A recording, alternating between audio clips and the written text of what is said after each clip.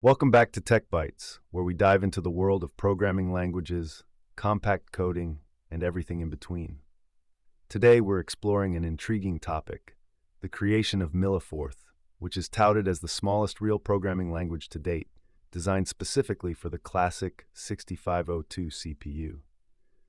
Now, you might be asking yourself, what's so special about milliForth? Well, let's unpack that a bit. The origin of milliForth is grounded in the broader Forth programming language tradition, which is known for its simplicity and efficiency. But milliForth takes this to another level. How low can you go when it comes to size?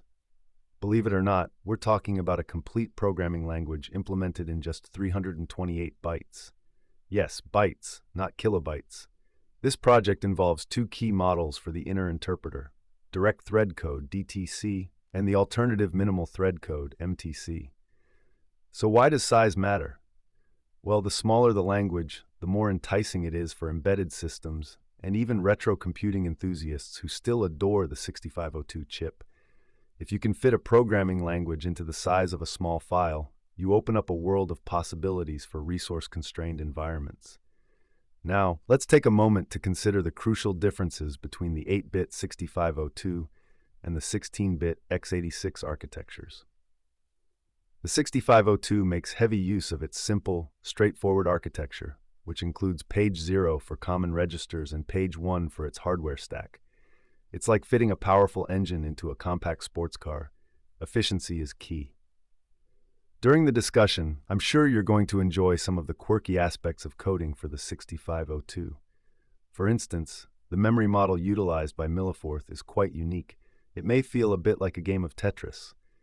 Instead of conventional stack memory structures, you have the data stack and return stack organized backward, creating a sort of dynamic play area for your code.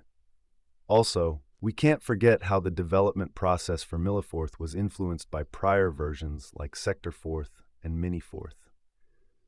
While these were already minimalistic, milliForth's evolution brought it closer to being a true language for the ages. And just to add spice to our tech tales, did you know that programming in milliForth is actually all about making compromises? There's no fancy error checking. You won't find multi-user support or multitasking features here. Just pure, unadulterated, minimal forth. It's freeing, yet restrictive at the same time. It makes you think, what can I actually do with so little? Before we wrap up, let's spark some curiosity. What could you build with such a minimalistic programming language? Would you appreciate the challenge of working with such a compact architecture? As we close out today's conversation, remember that coding can be art, wrestling with limitations can stimulate creativity, and who knows, the next big breakthrough could just be a byte away. Thanks for tuning in to Tech Bytes today. If you're intrigued by programming languages and want to learn more about the fascinating world of small footprint coding, keep listening for updates. Until next time, keep your code clean and your bytes minimal.